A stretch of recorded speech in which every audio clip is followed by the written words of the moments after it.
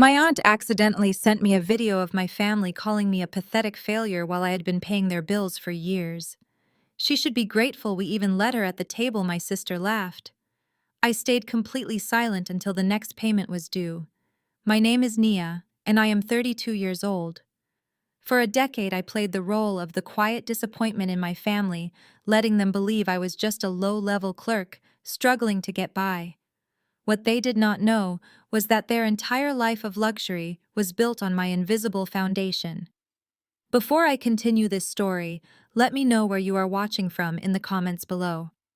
Hit like and subscribe if you have ever had to cut off toxic family members who mistook your silence for weakness. It was a quiet Tuesday evening. I was sitting in my minimalist penthouse overlooking the city, the downtown lights shimmering through my floor-to-ceiling windows.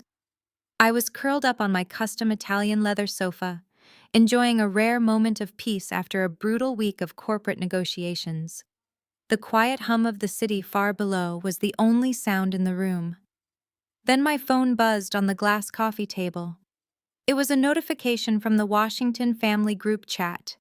A video file had been sent by my Aunt Valerie. I tapped the screen expecting another forwarded church sermon or a recipe for Sunday dinner. Instead, the video stabilized to reveal the sprawling stone patio of my parents' estate in Prince George's County, Maryland. It was golden hour, casting a warm, expensive-looking glow over the manicured lawn. The camera panned unsteadily, capturing a scene of absolute indulgence. My younger sister Jasmine, 30 years old, and the undisputed golden child of the Washington family, was draped in a silk designer dress that I knew cost more than her actual monthly income. Beside her sat Connor, her 33-year-old white husband. Connor was a mid-level crypto broker who carried himself like a Wall Street titan. He was the golden ticket in my mother's eyes, the man bringing supposed real wealth and elevated status into our family. And there was my mother, Beatrice, sitting in a wicker patio chair, swirling champagne in a crystal flute, looking like the queen of a very fragile castle. The audio kicked in crisp and clear. Connor was laughing, a loud, grating sound that echoed across the patio. "I am just saying," Connor scoffed, taking a long drag from his cigar and blowing the smoke toward the camera. "Can you believe Naya actually showed up to Sunday dinner wearing that same tired Zara sweater from last year? It is honestly embarrassing. I bring my business partners around sometimes, and having your sister sitting there looking like a charity case is not a good look for my personal brand. She is a pathetic failure." Instead of defending me her own flesh and blood, my sister threw her head back and cackled. "I know, babe, it is humiliating." Jasmine leaned into Connor, resting her perfectly manicured hand on his chest. "She should be down on her knees, feeling grateful we even let her pull up a chair at the dining table. If it were not for that massive mystery investor backing your startup right now, she would probably be begging us for rent money to keep whatever tiny apartment she lives in. She is so lucky you are bringing real liquidity into this family." Then my mother's voice cut through the background noise. "The Lord knows I tried with that girl. I prayed over her. I gave her every opportunity to succeed. But some people just lack the fundamental drive to be anybody. She dropped out of a top university to do what, play around on computers. Thank goodness I have you two to maintain our family image in the community." Connor nodded sagely, swirling the amber liquid in his glass. "Naya is just dead weight," he agreed. "We only invite her out of pity." Aunt Valerie's voice could be heard from behind the camera, chuckling in agreement with every cruel word. Then the video cut to black. She had clearly meant to send it to their secret side chat, the one I always suspected they had, where they gathered to tear me down and validate their own inflated egos. I sat in the utter silence of my living room, the glow of the smartphone illuminating my face in the dim evening light. For a full minute I did not move. I did not throw the phone across the room. I did not burst into tears or scream into a pillow. When I was in my early 20s, words like that would have shattered my entire world. I would have spent weeks crying, analyzing every perceived flaw, wondering why my own mother looked at me with such raw disdain. I would have tried harder to dress the way they wanted, speak the way they wanted, and fit into the narrow, suffocating box they had built for me. But sitting there at 32, surrounded by the quiet luxury of a penthouse, they could never afford, the tears simply did not come. The emotional gut punch was not about the insult itself. It was the absolute undeniable confirmation of my lifelong reality. In the Washington family, love was a transaction. It was based entirely on how good you made my mother look at church on Sunday mornings. Jasmine had always played the game perfectly. She married a man who threw around financial jargon, wore expensive suits, and gave my mother the illusion of generational wealth. Connor, a man who had married into my family barely 3 years ago, felt utterly comfortable referring to me as a pathetic failure, and my own mother nodded along. There were layers of microaggressions in his tone, a subtle, arrogant dismissal of a black woman who did not cater to his ego, and my mother allowed it because she was blinded by her obsession with social climbing. They treated me like a peasant because I chose to wear simple clothes, drive an old, reliable Honda, and keep my mouth shut about my career. Hearing my mother call me dead weight, hearing my sister say I should be on my knees begging for their presence, solidified a cold, hard truth in my chest. They did not just misunderstand me, they actively enjoyed looking down on me. My perceived poverty was the foundation of their superiority complex. They needed me to be a failure so they could feel like a success. A strange, icy calm washed over my body. I unlocked my phone and replayed the video one more time, letting every cruel syllable imprint itself into my memory. Connor blowing smoke into the camera, Jasmine laughing at my clothes, Beatrice calling me a charity case. I listened to the clinking of their glasses and the arrogant timbre of their voices.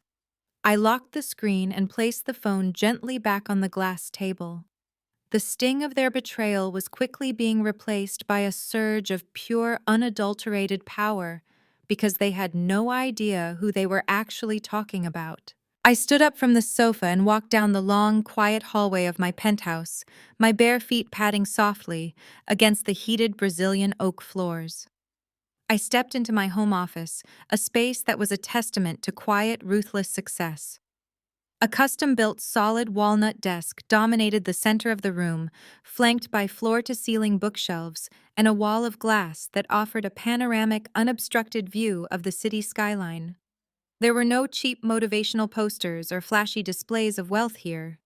Instead, three massive curved monitors sat waiting in sleep mode, the silent guardians of the financial empire I had built entirely on my own. I slid into my ergonomic chair and swiped my index finger across the biometric scanner on the desk. The monitors flared to life in unison. A sleek midnight blue interface filled the screens. In the top right corner, crisp white lettering spelled out my reality. Welcome back, Nia Washington, founder and chief executive officer, Nova Holdings. A cold, calculating smirk touched my lips as my hand settled over the mouse. When I dropped out of the Wharton School of Business all those years ago, my mother had thrown a biblical tantrum. She wailed that I was destroying the family name, throwing away a prestigious degree to become a nobody. They were so busy screaming at me and branding me a disappointment that they never stopped to ask what I was actually doing. They never knew that while my peers were busy memorizing financial theory, I had coded a proprietary algorithmic trading program. I sold that software to a major hedge fund for $5 million before I even turned 23. I took that capital, vanished from their radar, and founded Nova Holdings. For a decade, I operated in the shadows of the private equity world, acquiring distressed assets, aggressively restructuring failing tech startups, and quietly multiplying my net worth until I was sitting on a 9-figure empire. To my family, I was just Nia, the boring girl who did low-level data entry. I drove a reliable 10-year-old Honda to family gatherings and wore comfortable, unbranded clothes because I had absolutely nothing to prove to people I knew were faking their own success. I clicked into a highly encrypted, restricted folder on my server. It was playfully titled Legacy Portfolio. This was where I kept the financial leashes attached to my ungrateful relatives. First, I pulled up the property deeds for the Prince George County estate, the exact same sprawling property where my mother was currently lounging on the patio, drinking champagne and calling me a charity case. My parents had always lived far beyond their means. They treated credit cards like free money and took out second and third mortgages to maintain the illusion of being part of the black elite. 3 years ago, that carefully crafted illusion had completely shattered behind closed doors. The bank had initiated foreclosure proceedings. My mother was hysterical, crying on the phone to anyone who would listen, terrified that her country club friends would find out she was bankrupt and about to be evicted. I gave her a miracle, but I made sure my name was nowhere near it. Through a complex web of corporate subsidiaries and a blind trust, Nova Holdings swooped in, paid off the bank, and bought the debt outright. We restructured the mortgage to a manageable monthly rate that my father's pension could cover. My parents thought a benevolent corporate entity had seen the historic value in their property. They praised God for their financial rescue. They had absolutely no clue that the very ground they walked on the stone patio where they sat mocking my clothes, the roof over their arrogant heads was legally owned by the daughter they despised. I was not just their guest at Sunday dinner, I was their landlord. Next, I pulled up the corporate debt ledgers and typed in the name of Connor's cryptocurrency brokerage. The screen instantly populated with a sea of red numbers. Connor loved to parade around family events, wearing tailored Italian suits, using words like blockchain and liquidity to sound intimidating. He treated me like a financially illiterate peasant, constantly over-explaining basic economic concepts to me across the dinner table. He loved to brag about his recent Series A funding round and the massive, brilliant mystery investor from the East Coast who believed in his grand vision. I clicked on the primary investor profile. It was Nova Holdings. 6 months ago, Connor's company was bleeding cash. He was completely insolvent, just days away from missing payroll and facing federal audits for mismanagement of funds. He had gone begging to every venture capital firm in the city and had been laughed out of their boardrooms. When his desperate pitch deck landed on my desk, I almost rejected it outright. But then I saw a unique opportunity to gain leverage. I approved the capital injection, but I had my elite legal team structure, the debt with such aggressive predatory conversion clauses, that Nova Holdings effectively owned 90% of his company's equity. Connor thought he had charmed a room full of wealthy, anonymous Wall Street tycoons. He thought his unmatched genius had secured his future. He did not know that the pathetic failure in the Zara sweater literally signed his paychecks. He was nothing but a mid-level employee in my empire dancing on a string I held firmly in my hand. The tension between their delusion of superiority and my reality was staggering. Jasmine loved to look down her surgically enhanced nose at my sensible lifestyle, completely unaware that the lease on her brand new Mercedes was paid for by the executive salary I allowed her husband to draw from his failing company. My mother loved to boast about her wealthy white son-in-law, elevating our family status completely blind to the fact that he was drowning in debt that I personally owned. They worshipped the mystery investor. They kissed the ring of the corporate entity that had saved their home and funded their lavish lifestyle. They prayed for the continued success of Nova Holdings, all while spitting on the woman who built it. They needed me to be a failure to justify their own miserable, insecure existences. They needed a scapegoat so they would not have to look in the mirror and face their own financial incompetence. I leaned back in my chair, staring at the glowing screens. For years, I had kept them afloat out of a misplaced sense of familial duty. I had hidden my wealth to avoid their toxic jealousy and their endless demands for handouts. I let them belittle me because I thought protecting their fragile pride was the right thing to do. I thought that keeping them safe from poverty was enough to earn basic respect. But that video changed the rules of engagement permanently. They had not just bitten the hand that fed them. They had chewed it to the bone and laughed about it on camera. They had made it abundantly clear exactly where I stood in their hierarchy. I reached for my mouse again, closing the ledgers. The time for silent charity was over. It was time to show them exactly what happens when the mystery investor decides to pull the plug. The sharp, piercing trill of my cell phone shattered the heavy silence of my office. The caller ID flashed brightly against the dark mahogany of my desk. Mother. I let it ring 3 times, watching the name pulse on the screen. The room felt enormous, spinning slowly around me while I remained perfectly still in the center, anchored by the heavy weight of my newfound clarity. I picked up the phone and swiped to answer, pressing the cool glass to my ear. I did not say hello. I knew better than to speak first when Beatrice Washington called. "Nia, are you listening to me?" my mother barked. There was no greeting, no inquiry about my day, just the sharp, commanding tone she reserved exclusively for me and the service staff she hired for her parties. "I am listening, Mother," I replied, my voice smooth and meticulously flat. "Good, because I do not have time to repeat myself. Your father and I are hosting our 35th anniversary gala this coming Saturday. I expect you at the house by 7 in the morning sharp. The catering company is dropping off the raw ingredients and the rental tables, and I need someone there to oversee the prep work before the actual staff arrives.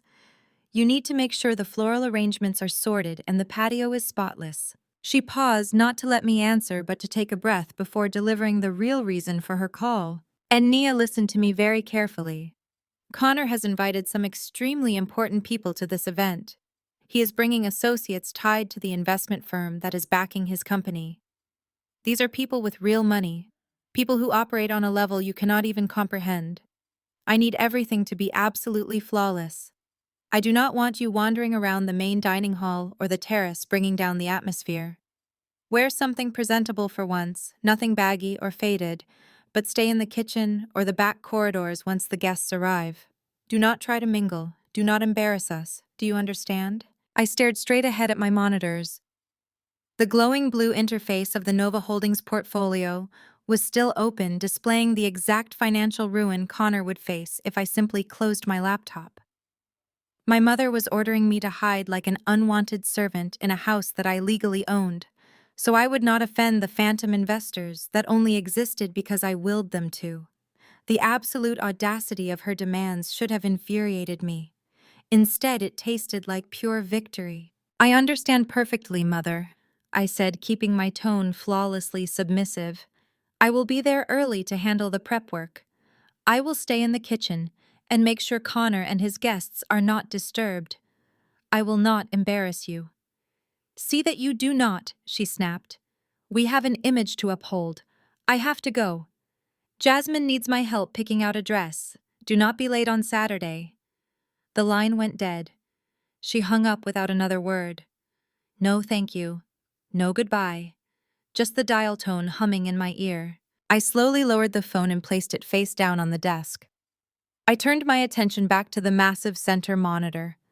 I navigated away from the property deeds and the corporate equity ledgers, moving directly to my personal offshore banking portal. I entered my secondary credentials, navigating through the dual authentication screens until my private accounts loaded. There it was listed under scheduled transactions, a recurring automated clearinghouse wire transfer. The recipient account belonged to the Washington Family Trust, a defunct legal entity my father had set up years ago when he still had a decent credit score. The amount was exactly $15,000, scheduled to process automatically on the first of every single month. For 3 years, that $15,000 had functioned as the invisible lifeblood of my family. It covered the aggressive mortgage restructuring I had arranged to save their estate from foreclosure. It covered the astronomical utility bills for a house that was far too large for 2 people. It covered the monthly lease on the luxury vehicles sitting in their driveway. It was the silent foundation that allowed my mother to walk into her church every Sunday, with her head held high, dripping in designer brands, oblivious to the fact that she was surviving on the charity of the daughter she publicly despised. I moved my cursor over the transaction. The screen displayed a list of options: modify, pause, cancel. I clicked cancel. A warning prompt flashed in bright red letters across the center of my screen. "Are you sure you want to permanently cancel this recurring transfer? This action cannot be undone and future payments will not be processed." I thought about the video again. I thought about the cruel laughter, the thick smoke from Connor's cigar, the way Jasmine tossed her hair as she agreed that I should be on my knees begging for their scraps. I thought about my mother's voice on the phone just seconds ago, treating me like an uneducated burden who was unfit to breathe the same air as her wealthy son-in-law. My index finger tapped the mouse. Confirm. The red warning box vanished. The screen refreshed. The scheduled transaction list was completely empty. The money tap was officially shut off. In exactly 3 days, the first of the month would arrive. The $15,000 would not materialize in the Washington Family Trust account. The mortgage payment would bounce. The auto draft for the luxury car leases would trigger insufficient funds alerts. The utility companies would send their final notices. The pristine, arrogant bubble they had been living in was going to burst, and they had absolutely no idea it was coming. I leaned back in my leather chair, letting the silence of the penthouse wash over me. The ticking time bomb was set. They wanted to host a lavish 35th anniversary gala to celebrate their fake wealth and their perfect golden children. They wanted me to stay in the kitchen and watch them shine. I was going to give them exactly what they asked for. I was going to show up early, I was going to stay out of the way, and I was going to watch their entire world burn to the ground from the best seat in the house. It was barely 6 in the morning on Saturday when I pulled my 10-year-old Honda into the sweeping circular driveway of my parents' Maryland estate. The contrast between my battered sedan and the pristine landscaping was exactly the kind of visual insult my mother hated. I parked near the service entrance around the back, just as I had been instructed. Stepping out of the car, I wore my most unremarkable clothes, a pair of faded dark jeans, plain black flats, and an oversized gray sweater. I looked exactly like the nobody they believed me to be. As I walked through the heavy oak double doors, the sheer scale of the financial waste hit me instantly. The house was an explosion of gaudy, over-the-top luxury. Massive arrangements of imported white orchids spilled out of tall crystal vases on every available surface. Yards of gold-draped silk hung from the vaulted ceilings, and a small army of rental staff was already rushing around setting up a temporary champagne bar in the grand foyer. It was a chaotic, desperate attempt to look like royalty. I did the math in my head immediately. The floral arrangements alone cost more than the mortgage payment I had just canceled. I had barely made it past the grand entryway when my mother intercepted me. She was already fully dressed in a tailored cream suit, her hair sprayed perfectly into place, holding a clipboard like a weapon. She looked me up and down, her lips thinning into a hard line of absolute disgust. "You look like a custodian, Nia," she snapped, grabbing my arm and pulling me roughly away from the main hall. "I told you to look presentable." I kept my face perfectly blank and my voice low. "I came to help prep the kitchen, Mother. I did not want to ruin anything nice before the guests arrived." She let out a sharp sigh of exasperation, her eyes darting around to make sure none of the hired help saw her touching me. "Just get back there and stay out of sight. The florists are running late and Connor's guests will be arriving by 6. Do not come out unless a tray needs refilling." I nodded obediently, slipping through the heavy wooden doors and taking my place among the hired help. The kitchen was a whirlwind of searing heat and shouting chefs. I tied a plain white apron around my waist and began unpacking boxes of expensive caviar and artisanal cheeses. The catering staff threw me curious glances, clearly confused as to why the daughter of the house was assigned to wash prep bowls and slice vegetables. I just offered them polite smiles and kept my head down, playing my part to perfection. Through the large serving window, I had an unobstructed view of the main living room.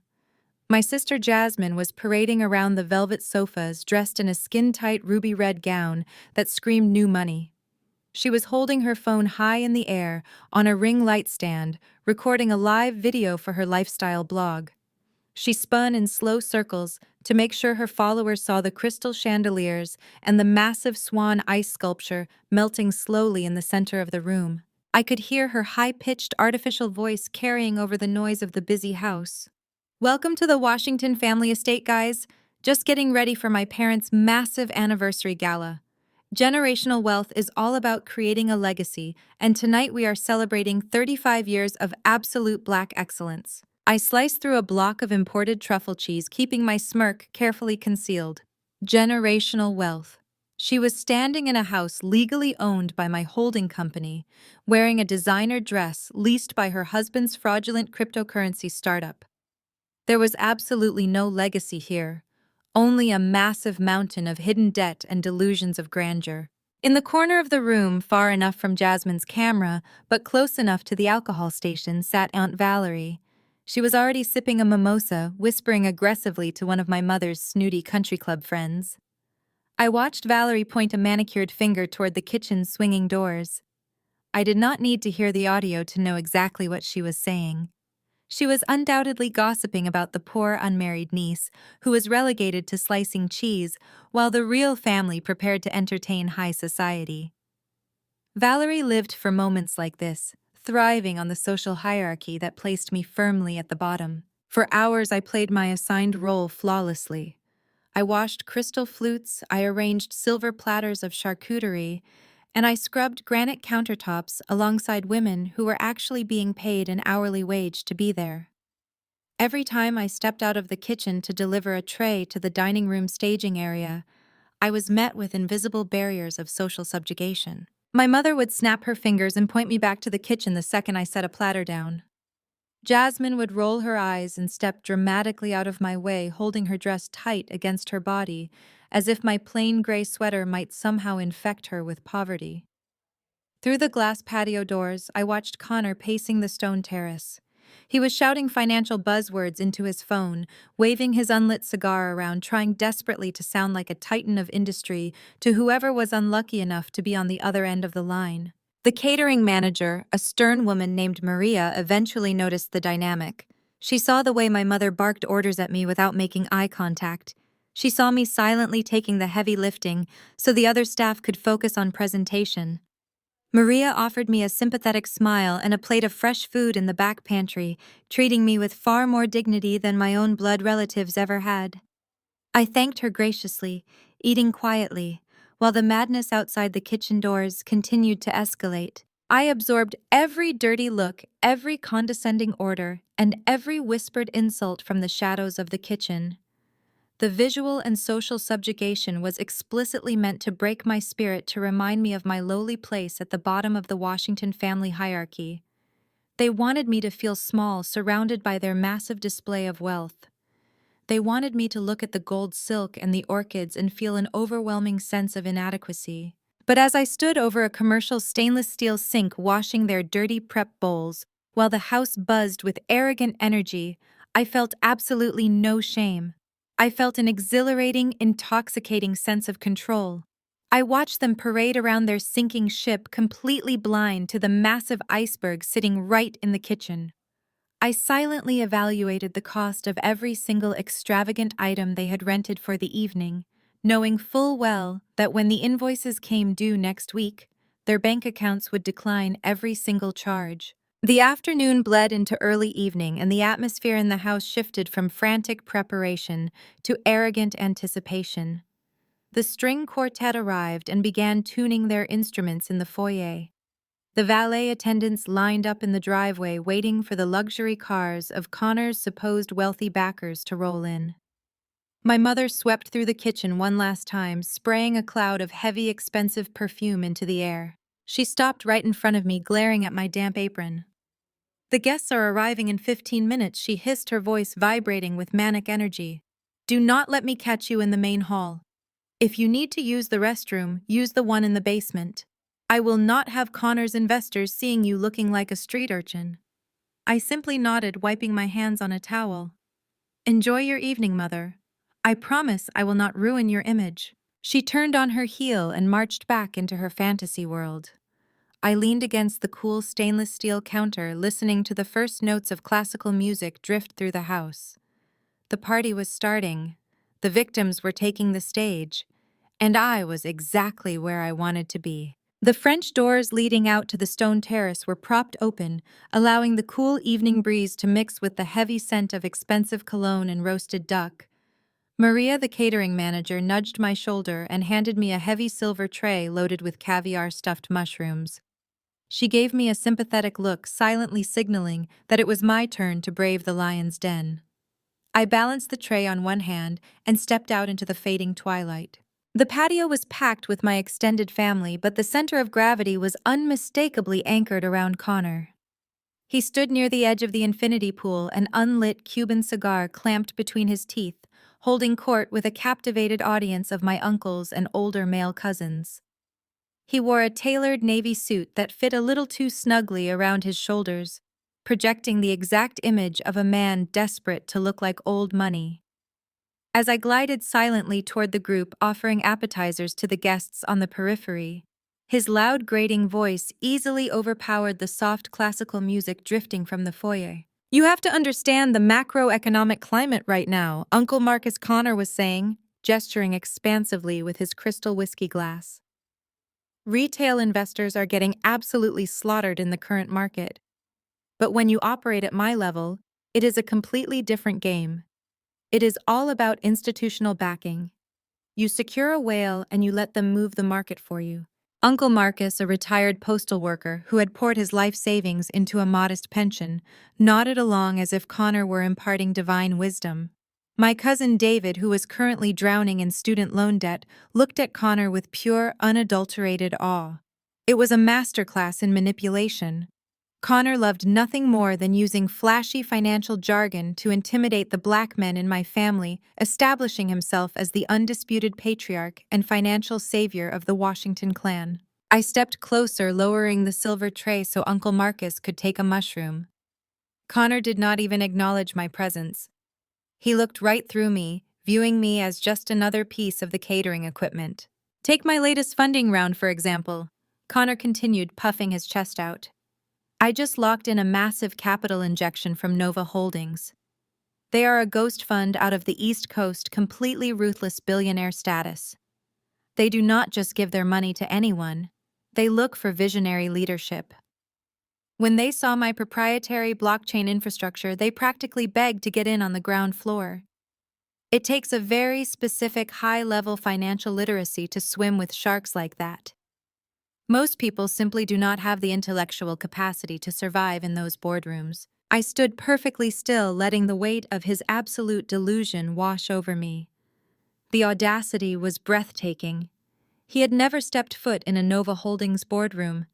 He had submitted a desperate begging application through an automated online portal because every single reputable bank in the city had denied him lines of credit. My junior analyst had flagged his company as a toxic liability within 5 minutes of reviewing his balance sheets. I was the one who personally approved the predatory loan just to keep him on a tight leash, and here he was spinning a fairy tale about billionaires begging to invest in his sinking ship. I shifted the heavy silver tray to my other hand. I could have walked away. I could have returned to the kitchen and let him continue his pathetic performance. But looking at the arrogant, self-satisfied smirk on his face, I simply could not resist springing the trap. "Excuse me, Connor," I said, pitching my voice to be soft, polite, and entirely non-threatening. The entire group stopped talking. Connor blinked, turning his head slowly, as if he was genuinely shocked that the hired help had spoken. He looked down his nose at me, his eyes narrowing in annoyance. "What is it, Nia?" He sighed heavily, acting as though my very existence was a massive inconvenience to his busy schedule. "We are in the middle of a high-level discussion here." I offered an innocent, slightly confused smile. "I was just listening to what you said about Nova Holdings. It sounds incredibly impressive. But if they are a distressed asset fund known for ruthless acquisitions, does not a sudden capital injection usually come with aggressive convertible debt clauses?" The smug expression on Connor's face completely vanished. The color drained from his cheeks, leaving him looking pale and suddenly very small in his tailored suit. I did not stop. I pressed the blade in deeper, keeping my tone light and conversational. "I was just wondering how you are maintaining your operational liquidity." I continued, tilting my head slightly. "If Nova Holdings holds the right to call your equity at a fraction of your current valuation, does not that mean they essentially own your entire company the moment you miss a single payment? It just seems like a very dangerous position for a visionary leader to be in." Dead silence descended on the patio. Uncle Marcus frowned, looking between the two of us, clearly trying to process the sudden shift in the atmosphere. Cousin David shifted uncomfortably. Connor stood completely frozen, his mouth slightly open. For a terrifying, beautiful second, I saw absolute panic flash behind his eyes. He knew that I had just accurately described the exact highly confidential predatory terms of his loan agreement. He had no idea how I knew it, but the exposure terrified him. Then the panic twisted into defensive, venomous rage. His face flushed a deep, angry red. He took a step toward me, towering over my frame, attempting to use his physical size to regain the dominance he had just lost intellectually. "What the hell are you talking about?" He spat, his voice dropping into a harsh, condescending sneer. "You read one article on Yahoo Finance and suddenly you think you are Warren Buffett. You balance spreadsheets for local strip malls, Nia. You are a glorified bookkeeper who cannot even afford a decent car. Do not ever try to lecture me about liquidity or corporate equity. You have absolutely no idea how real money works." He took another step closer, lowering his voice so only the family could hear the full venom in his tone. "You are out of your depth. Stick to washing dishes and fetching drinks. That is clearly all you are good for. Now get out of my sight and bring me a fresh glass of scotch, and tell the kitchen the mushrooms are cold." The blatant disrespect hung heavily in the humid evening air. It was a direct, calculated attempt to put the quiet black woman firmly back in her place. He expected me to shrink. He expected me to lower my eyes, apologize for speaking out of turn, and scurry back to the kitchen in shame. I could see Uncle Marcus looking away, too intimidated by Connor's supposed wealth to defend his own niece. I did not flinch. I did not break eye contact. I looked directly into Connor's angry, desperate eyes and I smiled. It was not a polite smile. It was the smile of a predator watching its prey step willingly into a cage. "Right away, Connor," I said, my voice smooth as glass. "I will go fetch your drink. I would hate to disrupt your operational liquidity any further." I turned on my heel and walked calmly back toward the French doors. My spine was perfectly straight. The heavy silver tray in my hand felt light as a feather. Connor thought he had won the exchange. He thought he had successfully reasserted his dominance and protected his fragile ego. He had no idea that by insulting me in front of the entire family, by demanding I fetch his drinks like a servant, he had just sealed his own absolute destruction. I had given him a chance to show an ounce of humility, and he had chosen cruelty instead. The trap was locked, and the countdown to his financial execution had officially begun. I pushed through the heavy swinging doors, leaving the cool evening breeze of the patio behind. The sudden wall of heat from the commercial ovens and the frantic shouting of the catering staff hit me instantly. Before I could even set the silver tray down on the stainless steel counter, sharp acrylic nails dug viciously into my upper arm. "What exactly do you think you are doing out there?" my mother hissed. Beatrice Washington did not let go. Her grip was tight and painful as she yanked me away from the busy prep stations and dragged me into the narrow windowless walk-in pantry. The heavy wooden door clicked shut behind us, cutting off the noise of the kitchen and trapping us in a stifling, claustrophobic space that smelled overwhelmingly of bulk spices and starched linens. The harsh fluorescent light buzzed directly overhead, casting deep shadows across my mother's perfectly contoured face. She was practically vibrating with rage, her chest heaving under her tailored cream suit. "Are you out of your mind?" she demanded, keeping her voice low to avoid being overheard by the hired help outside. "You walk out there looking like a vagrant and have the sheer audacity to talk back to Connor in front of your uncle. You try to use finance words you clearly do not understand just to embarrass a man who actually provides for this family. You are incredibly lucky he did not have you thrown off the property." I stood with my back pressed against a wire shelving unit, my face perfectly blank. I did not rub my arm where her nails had left red crescent marks. I simply looked down at her, observing the frantic, desperate energy radiating from her entire body. She was terrified. She was terrified that the quiet, embarrassing daughter had somehow disrupted the delicate illusion of wealth she was trying to project to the rest of the family. "I was just asking a question about his business, Mother," I said evenly. "You do not ask him questions," she spat, taking a step closer until she was entirely in my personal space. "You do not speak to him unless spoken to. Connor is dealing with elite investors. He is moving millions of dollars. You have absolutely no right to question his methods. This is exactly why you amount to nothing, Nia. This is exactly why you are 32 years old and completely invisible. She crossed her arms, her eyes narrowing, as she pulled out her favorite, most worn-out weapon. The history of my supposed academic failure. You had the world handed to you on a silver platter, she sneered, her voice dripping with historical resentment. You were accepted into the Wharton School of Business. You could have been somebody. You could have networked with the right people, found a successful husband, and built a respectable life.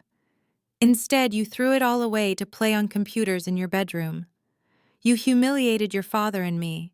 You dropped out like a common failure because you could not handle the pressure of real academic rigor. I let her words wash over me, completely unaffected by the venom. When I was 20, that speech would have reduced me to a sobbing, apologizing mess. I would have begged for her forgiveness. Now, the absolute irony of her lecture almost made me laugh out loud. I did not drop out of Wharton because I could not handle the pressure. I dropped out because sitting in a lecture hall learning outdated financial models was a waste of my time when I had just engineered a proprietary trading algorithm that a major hedge fund purchased for $5 million in cash.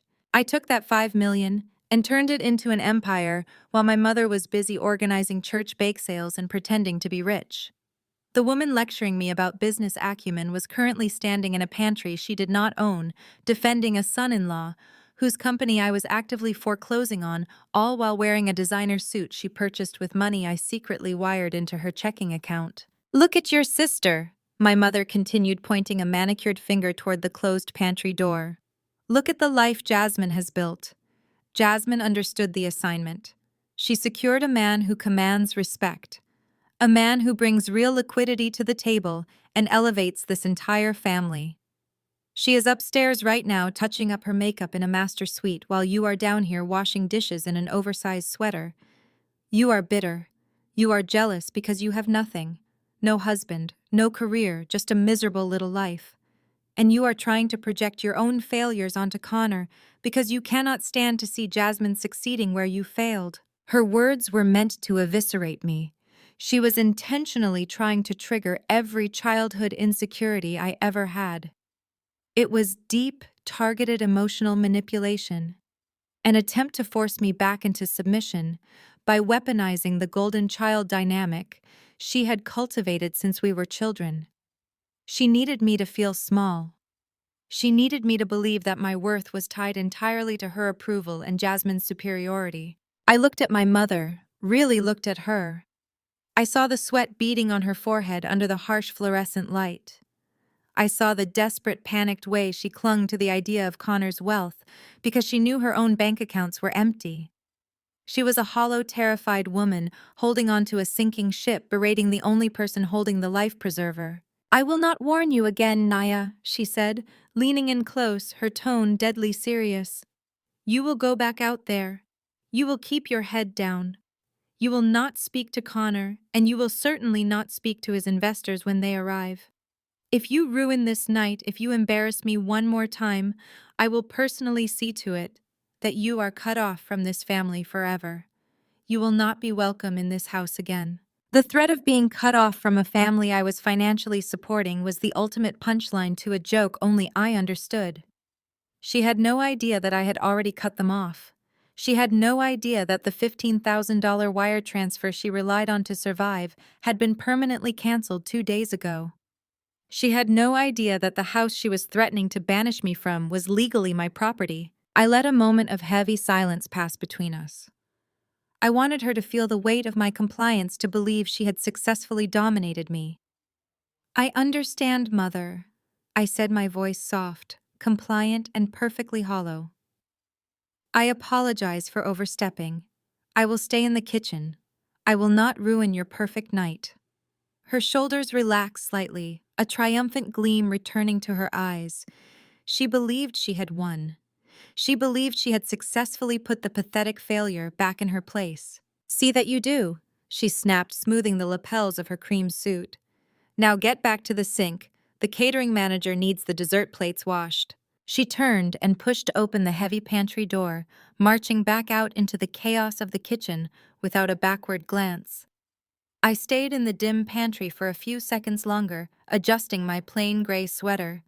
The absolute desperation in her voice had confirmed everything I needed to know. The facade was stretched to its absolute breaking point.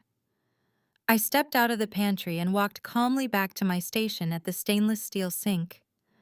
I picked up a sponge and began washing crystal dessert plates, my expression serene. The confrontation had not broken me. It had only fueled my anticipation. I did not need to ruin her perfect night. The financial reality she was running from was about to do that for me. I dried the last crystal plate and stacked it carefully on the metal rack. The grand foyer was humming with the sounds of a successful gala. The string quartet was playing a lively Vivaldi piece, blending perfectly with the clinking of champagne flutes and the low, arrogant murmur of the supposed elite guests my mother had invited. From my vantage point behind the swinging kitchen doors, everything looked exactly as she had orchestrated. A flawless, glittering illusion. But illusions are fragile things. It only takes one small, sharp tap to shatter them completely. I noticed the shift in the atmosphere before anyone else did. Maria, the catering manager who had treated me with basic human decency earlier, marched through the kitchen with a tense, rigid posture. She was clutching a sleek black point of sale terminal in her hand. Her usual calm, professional demeanor was entirely gone. She bypassed the prep stations and pushed directly through the swinging doors into the main dining hall, heading straight for the patio where Connor was still holding court. I wiped my hands on my apron, untied it, and tossed it onto the counter. I stepped out of the kitchen, lingering just behind a massive floral arrangement near the terrace doors. The physical space around me seemed to tilt and vibrate with a sudden, unstable energy. I could see the exact moment the panic began to set in. Maria approached Connor, leaning in to whisper discreetly in his ear. Connor frowned, waving his unlit cigar dismissively. He reached into his tailored suit jacket, pulled out a platinum credit card, and handed it to her without looking. He turned right back to Uncle Marcus mid-sentence in another fabricated story about his aggressive cryptocurrency acquisitions. Maria swiped the card. The machine beeped, a harsh, angry digital sound that cut right through the soft, classical music. She leaned in again, her voice slightly louder this time, losing its discreet customer service polish. I am sorry, sir, but the card has been declined. The remaining balance for tonight's catering service is $8,500. I need an alternative form of payment before we can begin the dinner service. The words hung in the humid air. The string quartet finished their piece, plunging the immediate vicinity into a sudden, suffocating silence. Uncle Marcus stopped nodding. Cousin David paused with his drink halfway to his mouth. Connor snatched the card out of Maria's hand, his face flushing a deep mottled crimson. Run it again, he ordered, his voice raising a few decibels. It is a bank error. I just moved heavy capital between offshore accounts this morning. The fraud protection algorithm probably flagged the transaction because of the volume I usually process. Just run it again. Maria did not flinch. I ran it 3 times, sir. The bank has placed a hard hold on the account due to insufficient funds. Do you have another card?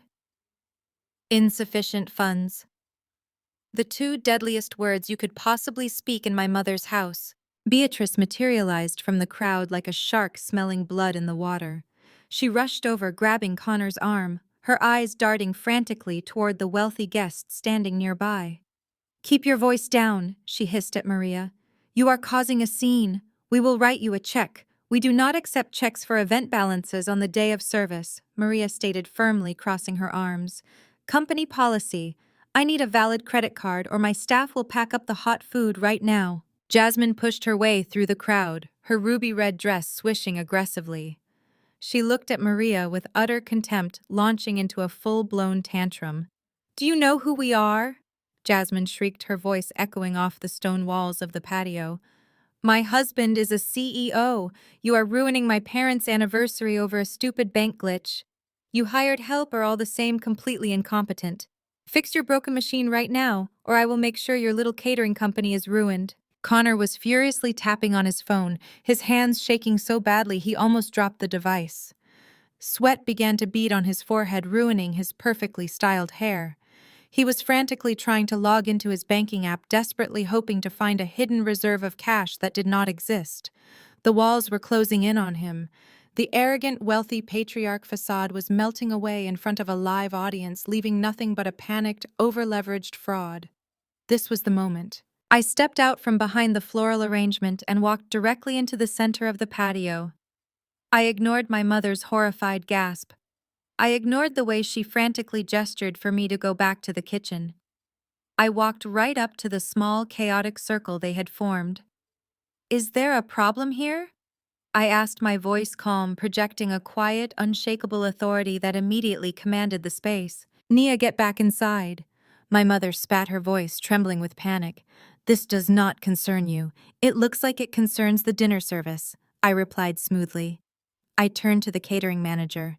"Maria, what is the exact outstanding balance?" $8,500, Maria answered, looking at me with a mixture of confusion and relief. I reached into the pocket of my faded dark jeans. I did not pull out a standard plastic card. I withdrew a solid titanium American Express Centurion card. The infamous invitation only black card. It was heavy cold and represented a level of liquid wealth that required a minimum annual spend that exceeded the entire value of the house we were standing in. I held the heavy metal card out to Maria. "Put the entire balance on this, and add a 20% gratuity for you and your staff for dealing with this unnecessary disruption."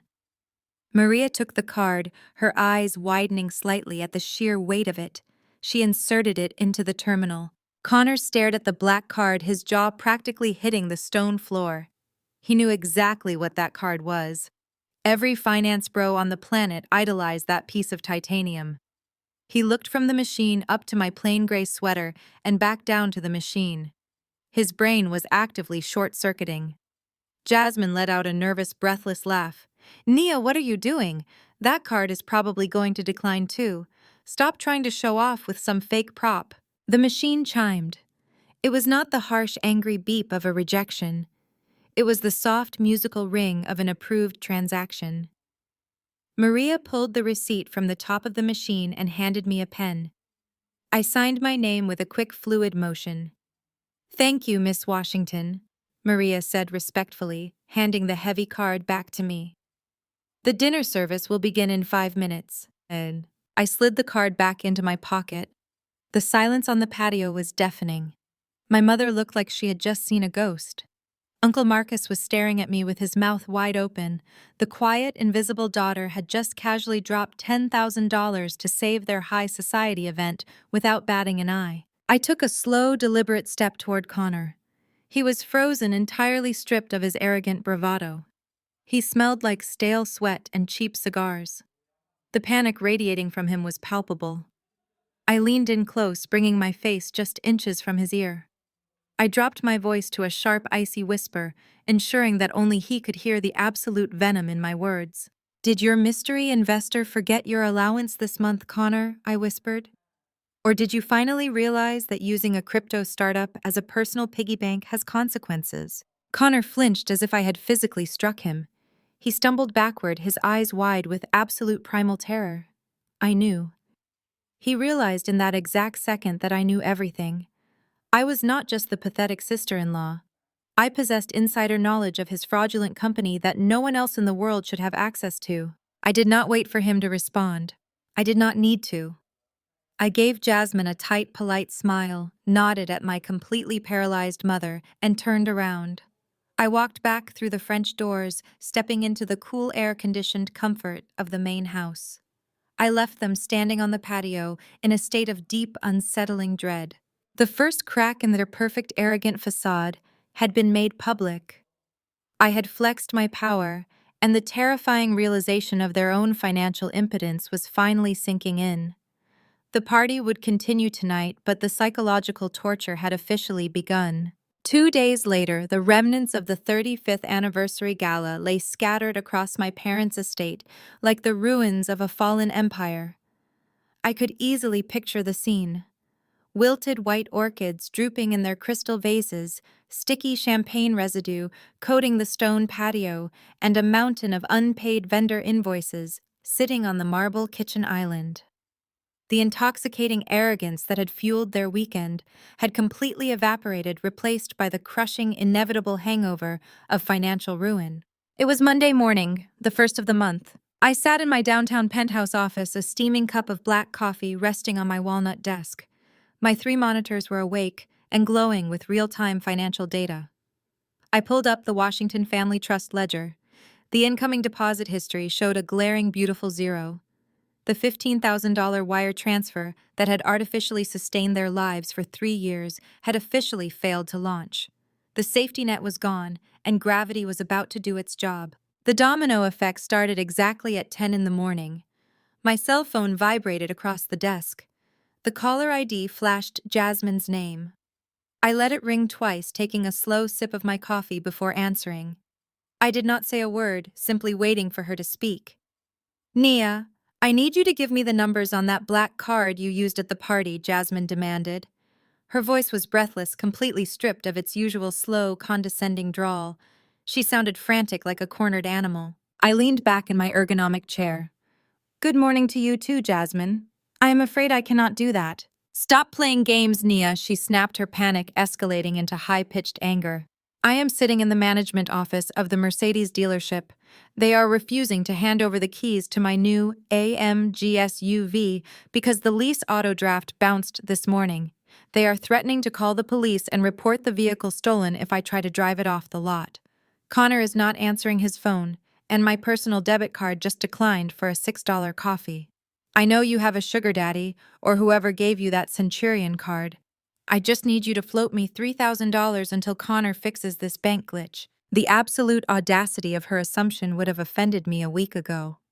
She literally could not compute the idea that I possessed my own wealth, so she instantly attributed my financial power to a hypothetical rich man. "There is no bank glitch, Jasmine," I replied, my voice chillingly calm.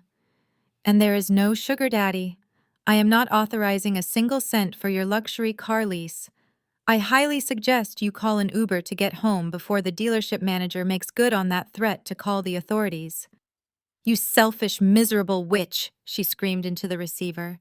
"You are just trying to ruin my life because you are jealous. When Connor gets back, he is going to destroy you." I ended the call without another word. I watched the screen of my phone go black, feeling a deep, cathartic satisfaction. The golden child was currently standing in a high-end car dealership, entirely stripped of her fake wealth, throwing a tantrum because she realized she was completely broke. Her perfectly curated lifestyle blog was not going to save her from a repossession notice. Less than an hour later, the second domino fell. My phone rang again. This time it was my mother.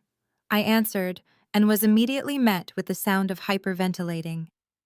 Beatrice Washington, the woman who had proudly strutted around her gala in a designer suit just 48 hours prior, was having a full-blown meltdown.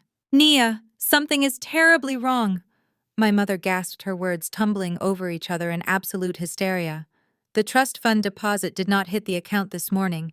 The bank is saying the routing number is inactive. The mortgage portal is showing a past due status with a massive penalty fee. I tried to pay the cleaning crew for the party mess, and my card was declined." "Take a deep breath, Mother," I said clinically. "Have you contacted the bank?" "I have been on hold with them for an hour," she cried. "They are telling me the trust account is empty. That is impossible, Nia. Your father set that trust up to protect us. It is supposed to pay out on the first of every month. If the mortgage payment does not clear by tomorrow, the bank will reinstate the foreclosure proceedings. The neighbors will see the notices on the door. I cannot have the neighborhood knowing we are struggling." Even in the face of total financial devastation, her primary concern was her social image. She was not terrified of losing her home. She was terrified of looking poor in front of her country club friends. "Where is Connor?" I asked, intentionally poking at her most sensitive nerve. Surely the brilliant financial mind of the family can step in and provide some liquidity. My mother let out a jagged, panicked sob. "I cannot reach him. He left the house before dawn. Jasmine called me screaming about her car lease, saying Connor turned his phone off. I do not understand what is happening. He was supposed to secure that massive investment from Nova Holdings. He promised us everything was fine." I looked at the center monitor on my desk. The Nova Holdings dashboard displayed Connor's corporate debt portfolio in glaring red fonts. He had not secured an investment. He had triggered a default. "Perhaps you should start packing, Mother," I suggested, keeping my tone entirely devoid of sympathy. "If the money is gone, you cannot afford to keep the estate. You might want to look into downsizing before the bank sends the sheriff to physically evict you." "You are heartless!" she shrieked, her fear instantly twisting into venom. "How can you speak to me like this? Your family is facing a crisis, and you sound like you are reading the weather report. You need to come over here right now and help me sort through these invoices. You need to take out a personal loan. You have good credit. You can float us until Connor fixes this." The cycle of abuse was staggering. She was standing in the ruins of a party I had warned her she could not afford. She had spent the entire weekend treating me like garbage, mocking my clothes, and forcing me to wash her dishes. Now that her white knight son-in-law had vanished, she expected the pathetic failure of a daughter to ruin her own credit to save their sinking ship. She wanted me to bleed so she could keep wearing designer clothes. "I am at work, Mother," I said firmly. "I cannot leave my desk to sort through your unpaid bills. I strongly suggest you stop calling Connor and start calling moving companies." I hung up the phone and placed it face down on the desk. The silence in my office was beautiful. The financial reality they had spent years running from was finally crashing through the front door of their fabricated lifestyle. The panic of losing their status symbols had completely stripped away their arrogance. Jasmine was stranded at a dealership without a car. Beatrice was trapped in a filthy mansion she could not afford to clean or power. Connor was missing in action, likely hiding from the debt collectors he knew were coming. For the first time in their lives, there was no safety net. There was no invisible benefactor stepping in to make the math work. I sat back in my chair and watched the red alerts continue to populate across my banking portal as every single auto draft attached to the Washington Family Trust bounced. The illusion of their black excellence was officially dead. The only thing left to do was wait for the autopsy report. I pushed myself away from my walnut desk, letting the quiet hum of the penthouse soothe my thoughts. I walked slowly toward the expanse of floor-to-ceiling windows, taking in the panoramic view of the city skyline. My phone lit up again on the glass coffee table. The caller ID did not show my mother or my sister this time. It was Aunt Valerie. I ignored the call, letting it drop to voicemail, but I tapped the screen to play the audio out loud on speakerphone as I continued my slow, deliberate walk across the room. Valerie's voice filled my office, dropping to a frantic, conspiratorial whisper. "Nia, you will not believe what is happening right now. The family is in absolute shambles. I just got off the phone with my friend who works downtown near Connor's brokerage firm. She said federal investigators walked into his building this morning, carrying empty boxes, and walked out with all his computer servers. The bank is investigating him for massive fraud. People are saying he never even had a real investor. He was making the whole thing up to cover his tracks. Call me back before your mother has a heart attack." I stopped pacing. I stared out at the city below, a genuine, terrifying smile creeping across my face. Aunt Valerie was half right. The authorities were absolutely investigating him, but he certainly had a real investor. He just had no idea that his primary investor was currently standing in a luxury penthouse, listening to his entire life crumble through a gossiping voicemail. I turned and walked fluidly back to my desk, settling into my ergonomic chair. It was time to look at the comprehensive forensic audit I had requested from my risk management team last week. I pulled up the internal reports Nova Holdings had conducted on Connor's operations. I knew his startup was failing, which was why I had secured such predatory equity clauses when I bailed him out.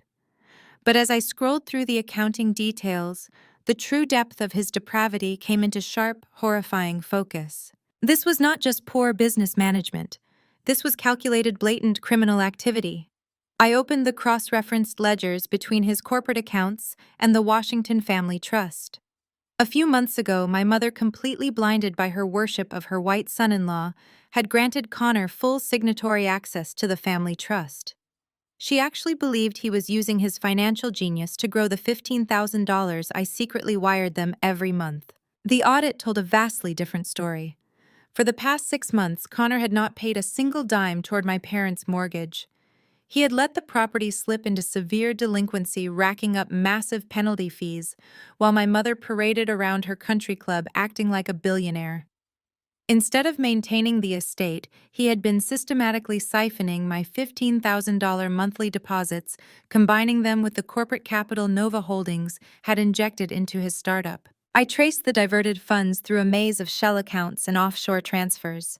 He had funneled hundreds of thousands of dollars into high-risk, unregulated cryptocurrency gambling platforms, desperately trying to win back the money he had already lost in the market. He was chasing his own tail, digging a federal hole so deep he would never see the light of day.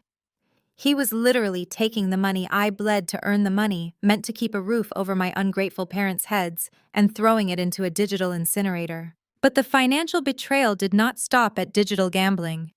I clicked on a series of wire transfers flagged by my forensic team as highly suspicious personal expenses. Connor was paying $8,000 a month for a luxury high-rise apartment in downtown Washington, District of Columbia. The lease was not in his name, and it certainly was not in Jasmine's name. It belonged to a 24-year-old fitness instructor. I stared at the itemized credit card statements linked to the embezzled funds. He was buying her diamond Cartier watches, flying her first class to Miami, and paying for her expensive dinners, all using the money I had sacrificed to keep my family from living on the street. The audacity was almost artistic in its cruelty. Jasmine was completely oblivious, spending her days recording lifestyle videos in a house that was essentially foreclosed, bragging about a husband who was using her mother's survival money to fund his secret mistress. My mother had handed the keys to her financial survival over to a con artist simply because he wore a nice suit and projected the illusion of wealth she so desperately craved. They had treated me like garbage while worshipping the very man who was actively robbing them blind. The stakes had instantly elevated. This was no longer just about toxic family dynamics, petty insults, or bad behavior at a dinner party. This was outright, undeniable federal wire fraud and embezzlement. Connor had crossed state lines, used electronic communications to commit financial theft, and defrauded an interstate corporate entity. The authorities would not just slap him on the wrist for this. They would bury him under a federal penitentiary. I sat in the quiet glow of my monitors, the absolute gravity of the situation settling over me. My mother and sister thought their biggest problem today was a rejected car lease and a bounce check to a catering company. They had absolutely no idea that the man they had placed on a pedestal had effectively signed his own arrest warrant, and that the pathetic failure they had mocked on video was currently holding all the evidence required to put him behind bars for decades. My phone vibrated again against the glass table. Another incoming call from Beatrice. She was likely calling to scream at me again, to demand that I take out predatory loans to save her precious son-in-law from whatever rumors she was starting to hear from Aunt Valerie. I let it ring, watching the screen light up in the dim office. The game had completely changed. I was not just going to shut off the money tap anymore. I was going to let them walk right into the federal trap Connor had built for them. My phone rang. The screen flashed with my mother's name, interrupting the quiet satisfaction of watching Connor's financial empire crumble on my monitors. I leaned back in my chair, pressing the answer button and placing the phone on speaker. The sound of Beatrice Washington's frantic pacing echoed through my office before she even spoke. I could hear her heels clicking sharply against the hardwood floors of her heavily mortgaged estate, a desperate, erratic rhythm. "Nia, you need to listen to me right now," she began, her voice high and tight with barely contained hysteria. "We have a family emergency, an absolute disaster. The bank is being completely unreasonable. They are attacking Connor, making up these ridiculous allegations about his company. Jasmine is inconsolable. She has been crying in her room all morning. The entire family is under siege." I remained perfectly still, my eyes tracking the real-time data of Connor's frozen assets on my screen. I did not offer comfort. I did not ask what was wrong. I simply waited for her to articulate the depth of her delusion. "He is a good man, Nia," my mother continued, her voice trembling desperately, trying to convince herself more than me. He made a mistake, a slight miscalculation with some investments. That is all it is. But the authorities are blowing it completely out of proportion. They do not understand high-level finance. Connor brings so much respect to this family. He elevates us. You know how important that is. We cannot let him go down for a simple administrative error. If he falls, Jasmine's life is ruined. Our reputation is ruined. The defense of a man who was actively embezzling her survival money was breathtaking. Connor had stolen the funds meant to keep a roof over her head, blown it on cryptocurrency and a secret mistress, and her immediate instinct was to protect his image. She valued the illusion of proximity to white wealth more than she valued the truth. "What exactly are you asking me to do, Mother?" I asked, keeping my voice smooth and clinical. She stopped pacing. I heard her take a shaky breath, preparing to deliver the most audacious demand of her life. "I need you to take out a loan against your condo," she said, the words rushing out in a frantic blur. "I know it is just a small place, but you have good credit because you live so simply. You need to leverage it. Take out a second mortgage, a personal loan, whatever you can get.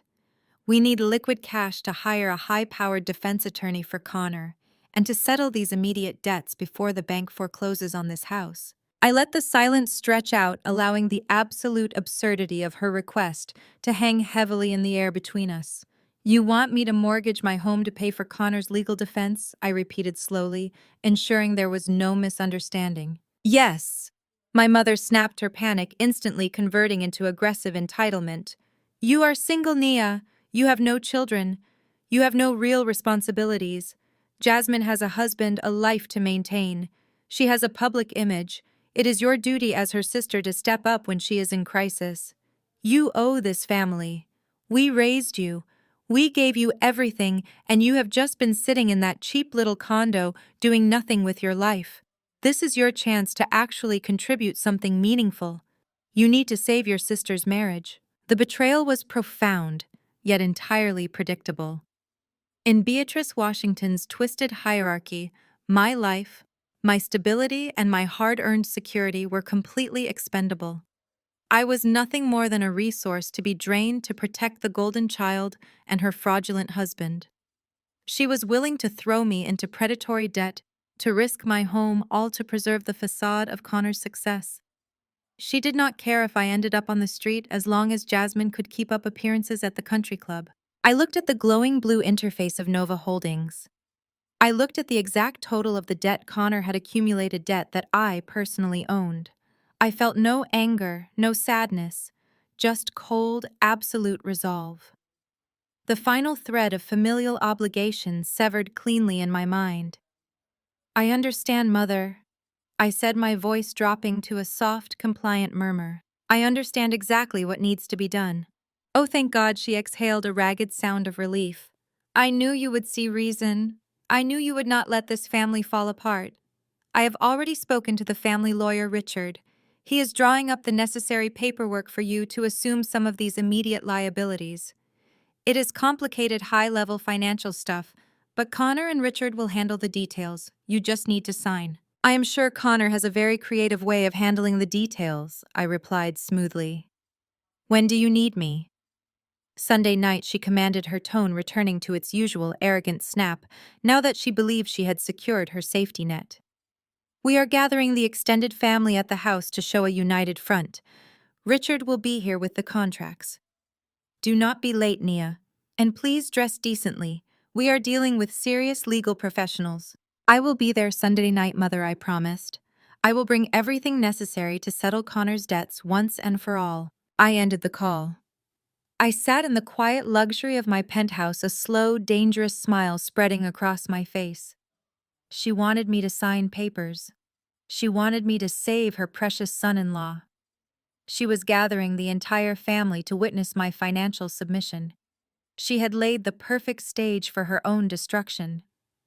I picked up my phone and dialed my corporate attorney. It was time to prepare the foreclosure notices. Sunday night was going to be a masterclass in high-level finance, and I was going to teach them exactly how the mystery investor handles a breach of contract. Sunday night arrived with a heavy, oppressive atmosphere that seemed to settle over the Maryland estate the moment I pulled into the driveway.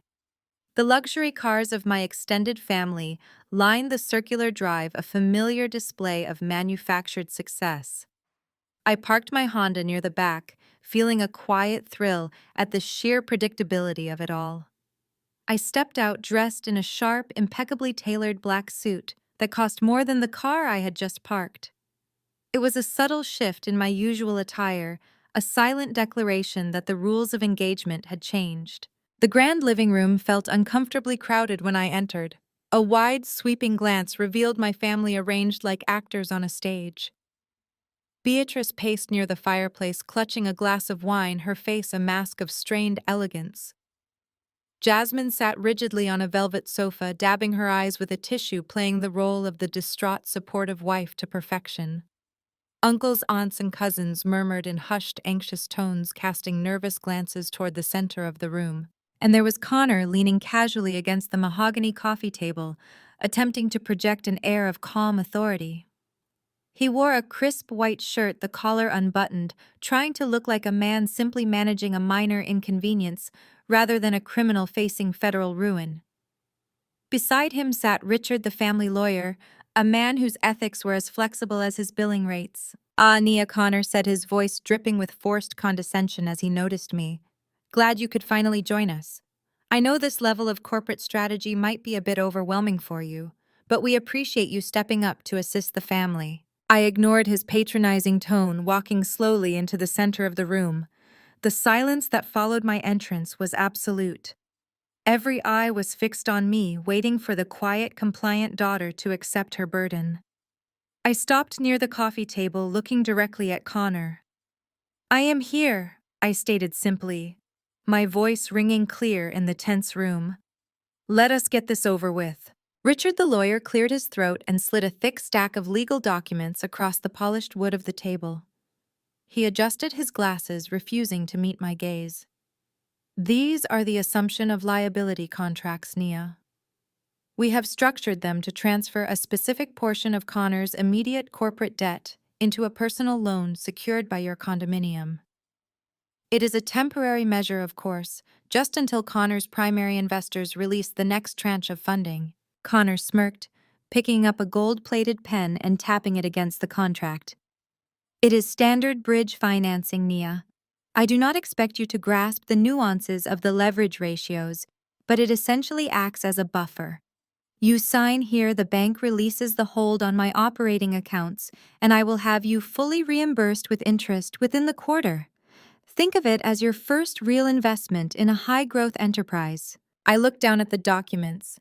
Even a cursory glance at the top page revealed a masterpiece of predatory legal maneuvering. They were not asking for a temporary loan. The contract was designed to completely absorb Connor's toxic debt, shielding him from liability while leaving me fully exposed to his creditors.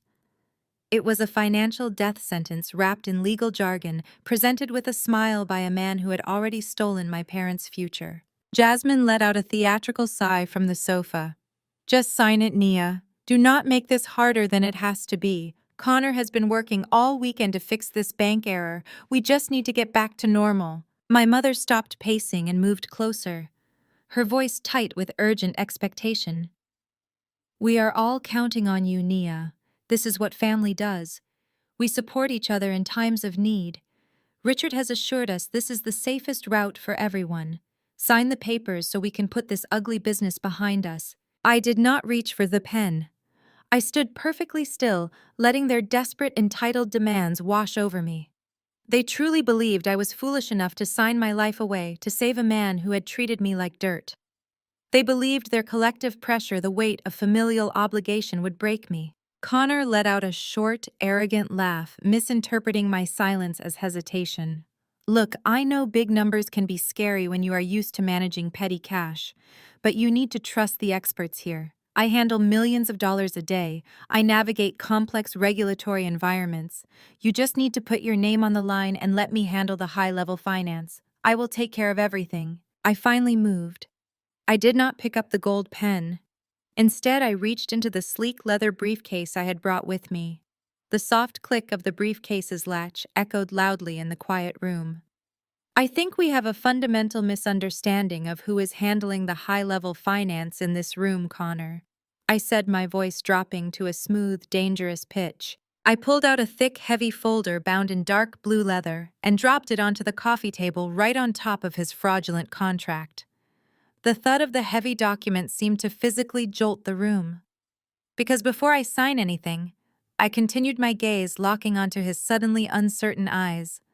I think we need to review the findings of the forensic audit my risk management team just completed on your brokerage firm. The smirk vanished from Connor's face. Richard the lawyer leaned forward, his brow furrowing in confusion. My mother opened her mouth to speak, but the words died in her throat as I opened the blue folder, revealing a stack of documents bearing a very specific, very powerful corporate seal. I stood up from the plush armchair, letting my full height command the center of the room. The subtle shift in my posture was enough to draw every eye directly to me. I picked up the gold-plated pen Connor had so arrogantly offered, turning it slowly between my fingers before letting it drop. It hit the hardwood floor with a sharp clatter, rolling away into the shadows. I grabbed the thick stack of documents from the blue folder. Across the top page, a massive red inked stamp displayed a single devastating word: audited. Beside it sat the crest of Nova Holdings. I tossed the entire stack onto the center of the mahogany coffee table. It landed with a heavy, satisfying thud right over Connor's fraudulent bridge financing contract. "Allow me to properly introduce myself," I said, my voice resonating with an icy, unshakable authority that had been forged in the most cutthroat boardrooms on the East Coast. "My name is Nia Washington. I am the founder, chief executive officer, and majority shareholder of Nova Holdings. And as of this exact moment, I am the sole proprietor of every single cent of debt currently choking the life out of this room." Richard leaned forward, his eyes narrowing as he read the corporate seal on the cover page. The color drained from his face so fast he looked as though he might pass out. His hands began to tremble. "Nova Holdings." Richard breathed the syllables catching in his throat. He looked up at me, his professional arrogance entirely replaced by naked terror. "You are the mystery entity, the East Coast Distressed Asset Fund. You hold the primary liens on Connor's brokerage." "I hold all the liens, Richard," I corrected him sharply. "Every single convertible debt note, every line of credit, and every aggressive equity conversion clause that Connor blindly signed because he was too desperate to read the fine print. I am the mystery investor he has been bragging about to anyone who would listen. I am the whale." Jasmine blinked, her perfectly manicured hands gripping the velvet sofa cushions. "What are you talking about?" she asked, her voice high and breathless. "Connor, tell her to stop making things up. Nova Holdings is a billionaire fund. She is just a bookkeeper." I turned my gaze to Connor. The cocky cigar-smoking patriarch from the patio was entirely gone. His mouth hung open. His tailored white shirt suddenly looked 2 sizes too big for him as his posture completely collapsed. He stared at the audited pages, his eyes tracking the red ink. He knew the numbers. He knew the formatting of his own corporate doom. "It is you," Connor whispered, the realization hitting him with the force of a freight train. "You were the one who approved the capital injections 6 months ago." "I did," I replied smoothly, taking a slow step toward him. "Your pitch deck was pathetic, Connor.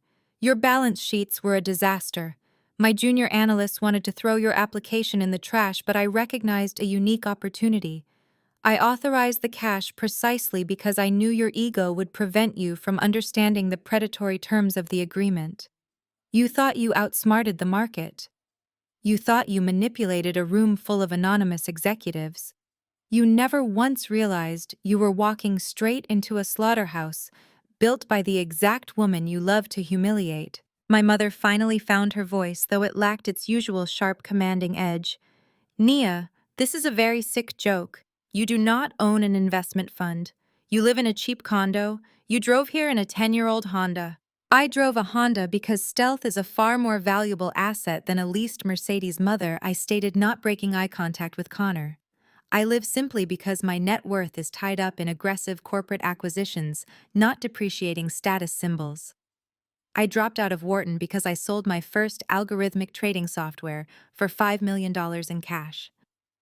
I took that money, disappeared from your radar, and built a private equity empire, while you were busy telling your country club friends that I was a pathetic failure.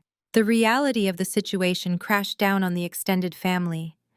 Aunts, uncles, and cousins who had previously looked at me with pity or disdain were now staring at me in absolute breathless awe. The hierarchy of the Washington family had been violently inverted in the span of 3 minutes. The quiet, invisible scapegoat was holding the financial executioner's axe.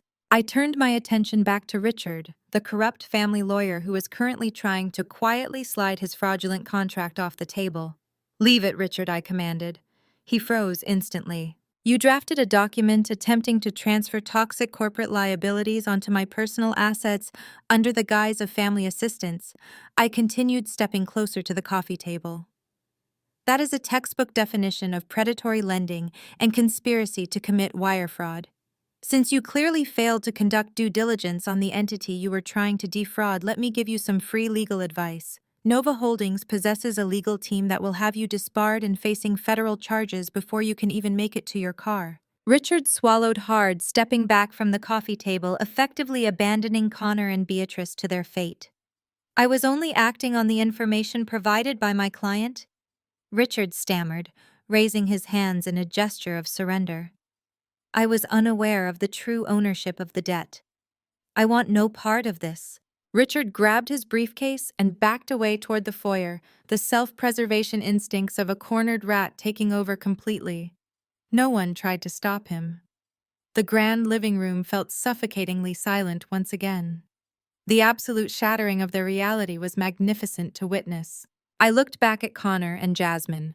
The golden couple was fractured, exposed, and utterly defenseless. The power dynamic had not just shifted, it had been annihilated. They were standing in a room they thought they controlled, facing a woman they thought they could destroy, only to discover that I was the architect of their entire existence. I had played the long game, letting them dig their own graves with their vanity and their relentless cruelty. Now that we have established exactly who is running the high-level finance in this room, I said, my voice echoing in the dead silence, let us talk about the $15,000 a month you have been stealing from me. The shockwaves were still rolling through the room when I reached back into the blue folder. I was not finished. Taking down the illusion of wealth was only the first step. Dismantling the architect of their misery was the main event. I pulled out a thick stack of printed bank statements, cross-referenced ledgers, and heavily highlighted credit card bills. I did not toss them onto the table. I deliberately walked over and handed the first packet directly to my mother. Then I handed a second packet to Jasmine. "I suggest you look closely at page 4, I said, my voice cutting through the thick, terrified silence of the living room. "Connor has been very creative with the $15,000 a month I was sending to keep this estate out of foreclosure." Beatrice Washington's hands shook violently as she stared down at the black and white ink. Her eyes darted across the highlighted lines. Jasmine leaned over her brow, furrowing in genuine confusion as she tried to make sense of the financial jargon her husband had always insisted was too complicated for her. "What is this?" Jasmine asked, her voice trembling. "Connor, what are these transfers?" Connor opened his mouth to speak, but only a strangled, pathetic sound came out. The slick, confident crypto broker was completely paralyzed. "I will translate for you, Jasmine," I offered, pacing slowly behind the velvet sofa where she sat. "You see, Mother gave Connor full signatory access to the Washington Family Trust 6 months ago. She believed his brilliant financial mind would grow the funds. Instead, Connor completely stopped paying the mortgage on this house. He took every single cent of the survival money I sent and funneled it through a maze of offshore shell accounts." I pointed a sharp finger at the specific column on Jasmine's printout. "He dumped hundreds of thousands of dollars into unregulated high-risk cryptocurrency gambling platforms, desperately trying to win back the massive losses he was actively hiding from his investors. He was playing roulette with your mother's home." Beatrice let out a sharp, choked gasp, dropping the papers onto her lap. She pressed her manicured hands against her mouth, her eyes wide with absolute horror. The realization that her golden son-in-law had deliberately pushed her toward homelessness was finally sinking in. But it gets better. I continued, my voice echoing loudly off the vaulted ceiling. Turn to page 7, Jasmine. Look at the itemized credit card statements linked directly to those embezzled funds. Jasmine's hands shook so badly the paper rustled loudly in the quiet room. She stared at the highlighted charges. $8,000 a month for a luxury high-rise apartment in downtown D.C. I recited from memory, enjoying the absolute devastation painting itself across Jasmine's face. The lease is not in your name, Jasmine. It belongs to a 24-year-old fitness instructor. I believe her name is Chloe. Jasmine's breath hitched. A terrible broken sound escaped her throat. No, she whispered, shaking her head frantically. No, that is a lie. Connor, tell her she is lying. Connor could not even look at his wife. He stared fixedly at the floor, his entire body rigid with fear. He was trapped, utterly exposed in front of the family that had worshipped him for years. I do not deal in lies, Jasmine, I stated coldly. I deal in forensic audits. And the audit clearly shows that while you were busy recording lifestyle videos in a house facing foreclosure, your husband was flying Chloe first class to Miami. He bought her a diamond Cartier watch last month using the exact funds meant to keep your mother's lights on. He funded his entire secret life by robbing the very family he constantly insulted. Jasmine dropped the papers as if they were physically burning her hands. She slumped back against the velvet cushions, her perfectly styled facade completely shattering. Tears streamed down her face, ruining her expensive makeup. The golden child, the undisputed princess of the Washington family, was publicly realizing that her perfect elite marriage was nothing but a humiliating criminal sham. She had built her entire identity around being superior to me, and now she was weeping openly, realizing she had been playing house with a con artist who was bankrolled by her pathetic failure of a sister. Beatrice stood up, her legs visibly shaking. She looked from me to the weeping Jasmine and finally settled her horrified gaze on Connor. The man she had paraded around the country club, the man she had used to elevate her social standing, had systematically robbed her blind. Connor. My mother breathed, her voice cracking with a mixture of betrayal and absolute disbelief. Tell me this is a mistake. Tell me you did not use the mortgage money for this. Connor finally looked up, his eyes darting frantically toward the front door. He was calculating his escape route, knowing that his entire life was effectively over. Beatrice. I was trying to fix it, he stammered, his voice pathetic and weak. The market turned on me. I just needed a little more time to regain liquidity. The bridge loan was going to cover the gaps. I was going to pay it all back. He had just confessed. Right there in front of the entire extended family. He had admitted to embezzling the funds to cover his gambling losses. Aunt Valerie, who had been uncharacteristically silent the entire evening, let out a loud, dramatic gasp from the corner. The gossip network of the Washington family had just been handed the scandal of the century, and Connor had delivered it on a silver platter. I crossed my arms, staring down at the pathetic man who had demanded I fetch his drinks just a week ago. You were never going to pay it back, Connor, I said, my tone absolute ice. You were going to use that fraudulent contract to trap me in your debt, abandon your wife and run off to Miami with Chloe. You thought you could bleed this family dry and leave me holding the bag because you genuinely believed I was too stupid to understand what you were doing. Jasmine buried her face in her hands, her shoulders heaving with loud, uncontrollable sobs. The illusion of her black excellence was dead. The perfect lifestyle blog was a total lie. She was broke, her husband was a criminal fraud, and the sister she had mocked for a decade was the only reason she had not been living on the street. I looked around the room, taking in the shocked, horrified faces of my aunts and uncles. The power dynamic had not just flipped, it had been entirely rewritten. The arrogant patriarch had been exposed as a common thief.